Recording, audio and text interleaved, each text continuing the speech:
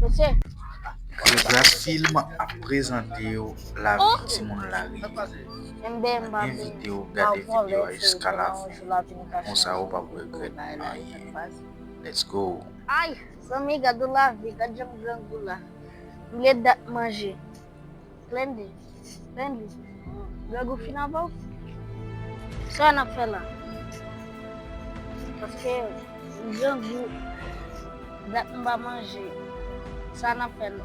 Pas de monde qui passe là. Vai já me comandei um pequeno monopó. Tá na fé, na bola? Não, vai vir para a fé. Eu vou passar no salário aqui para lá. Vamos começar lá com o assunto.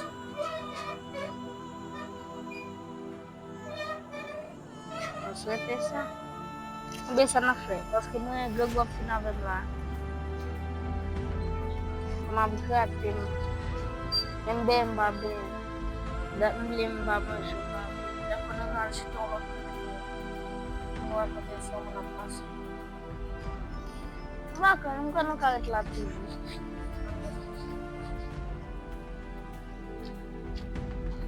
Monsieur.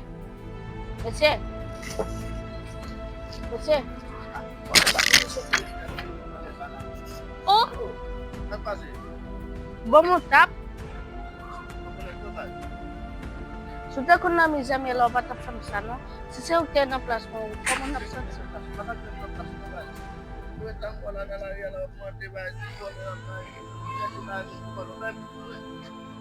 e puis je pense que c'est pas que ça le maintenant la ria tout le monde pas même mais pas moi qui te dans la ria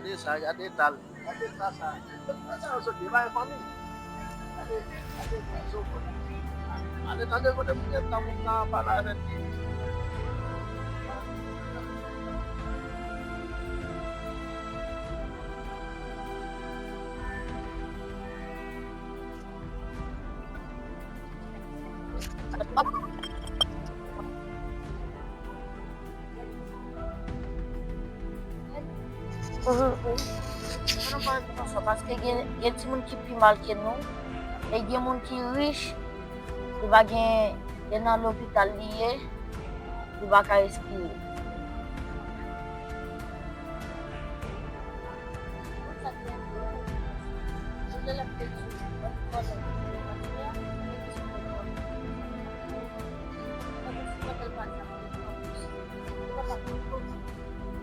Esse é o teu ponto a tua bucha. Então, quand même, si eu tô. Chaque jour, il va gagner zap. Bom, eu mesmo que vou levar o apelo de base. É bem só para não fazer. Se é para não.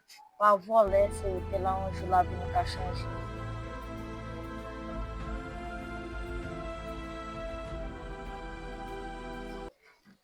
Bon, je vais te passer. Avant de passer la vie mauvaise, on va même saluer, même ça bien géré. Moi, ça va pas gagner, moi, le mauvais pour ça. Bah, et puis, on t'a demandé l'argent pour manger. Et puis, il bat mon calotte. Et puis, il a mal parlé à papa. Et puis, papa me dit papa comme ça. Si moi j'étais dans cette situation, ou bien lui-même bagaille, et puis il commençait à fâcher. Il n'a pas qu'à faire ça. Il va pas bailler tout le monde calotte parce qu'il a commandé. S'il va gagner, il a dit qu'il va gagner. Mais il va de faire ça. Bah, après c'est ça, non, bah, côté papa, on connaît beaucoup ça, il fait ça. Bah, il va parler avec papa, on connaît ça, il fait ça parce qu'il va de faire ça, il dit tout, il va faire un bagage comme ça. Et si mon père me l'était. Voilà, il va de faire un bagage comme ça, on va parler ensemble avec lui, on connaît qui raison pour lui faire ça. Et bien, ok, petit, on va parler avec papa.